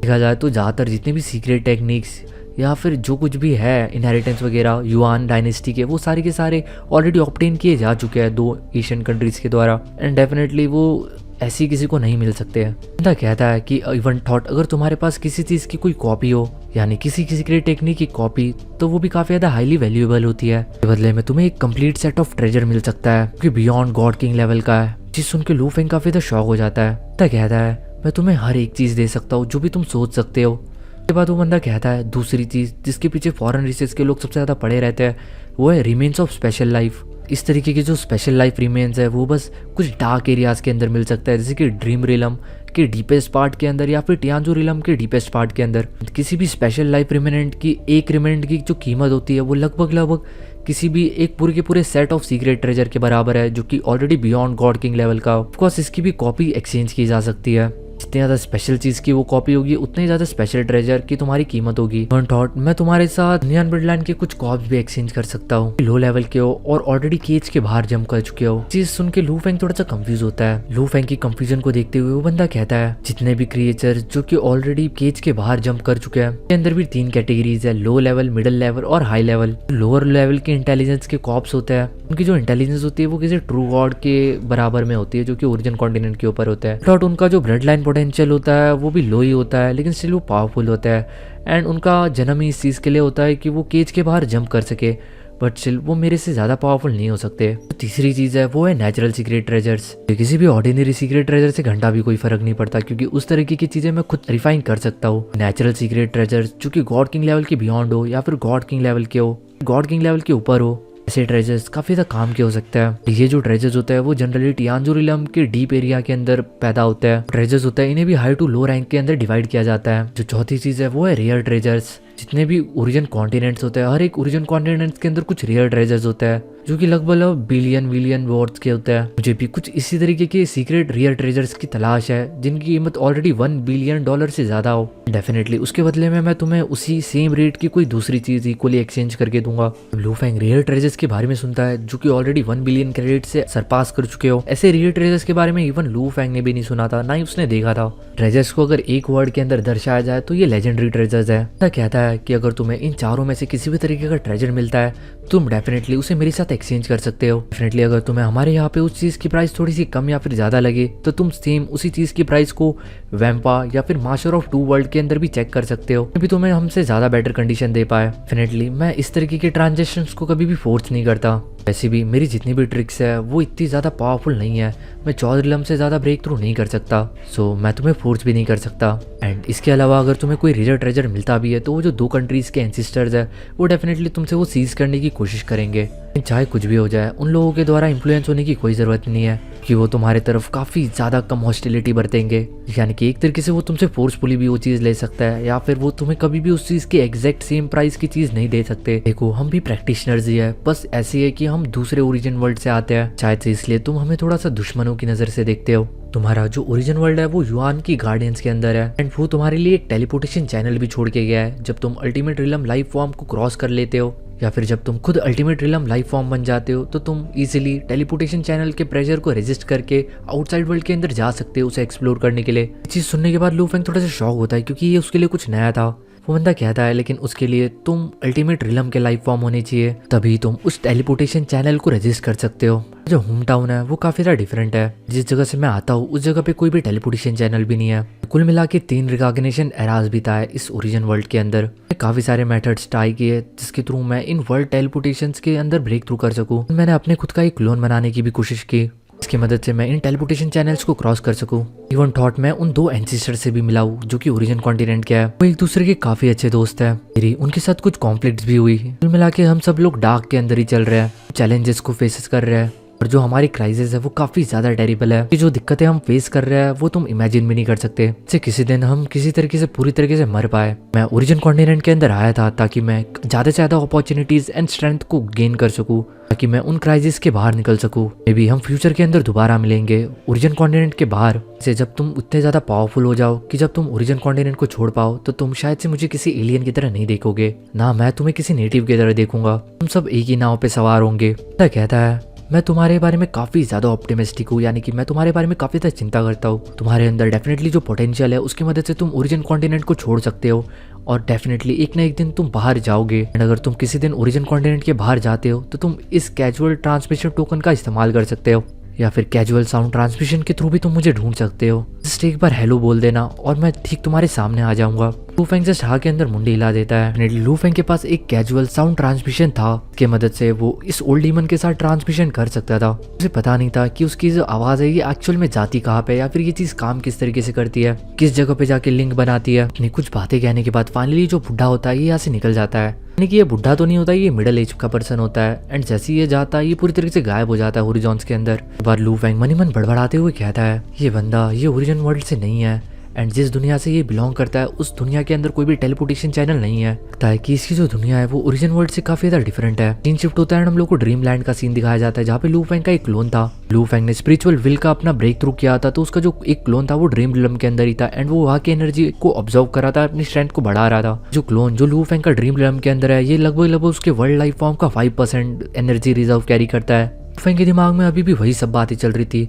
जहाँ तक कि उस ओल्ड डीमन ने लू फेंग को कहा था उसके हिसाब से जो ड्रीम रिलम एंड टियानजू रिलम है ये काफ़ी ज़्यादा स्पेशल जगह है। जो स्पेशल लाइफ रिमेनेंट्स है या फिर नेचुरल सीक्रेट ट्रेजर्स है वो बस इन्हीं जगहों के अंदर पाए जा सकते हैं। स्पेशल रिमेनेंट्स है वो बस डार्क एरिया के अंदर पाए जा सकते हैं। ड्रीम रिलम के डार्क एरियाज के अंदर जस्ट बंदा तभी जा सकता है जब किसी की भी जो विल पावर है वो गॉड किंग लेवल को सरपास कर जाए। एंड देखा जाए तो लू फेंग की will power already God king level के बियॉन्ड जा चुकी है। और रही बात टियानजू रिलम की, तो अगर देखा जाए तो ड्रीम रिलम के अंदर घूमना ज़्यादा मुश्किल है एज कम्पेयर टू टियानजू रिलम। जो ड्रीम रिलम का इन्वायरमेंट है वो काफ़ी ज़्यादा हार्श है, बस नॉर्मल एरिया के अंदर ही। लेकिन अगर तुम डार्क के अंदर जाओगे तो उस जगह के ऊपर इवन जो एम्प्रेस एंड मोनार्क्स थे वो भी वहाँ पे जाने की कोशिश नहीं करते। तो उन्हें डर है कि एक बार अगर वो अपना कंट्रोल खो गए तो शायद से हमेशा हमेशा के लिए वहीं पे रह जाएंगे, वापस से जगाने वाला कोई नहीं होगा।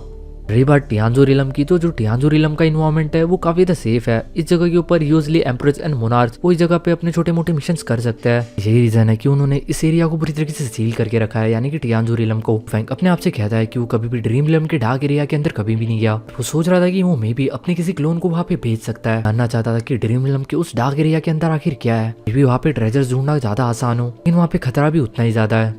इसी के साथ ये जो एपिसोड होता है ये यहीं पे खत्म होता है। करता हूँ कि आपको ये पसंद आया होगा, एंड हमेशा की तरह जितने भी चैप्टर्स थे ऑलरेडी मैं सारे के सारे कवर कर चुका हूँ। तो मिलते हैं नेक्स्ट एपिसोड के अंदर, तब तक के लिए good night, bye bye, see you.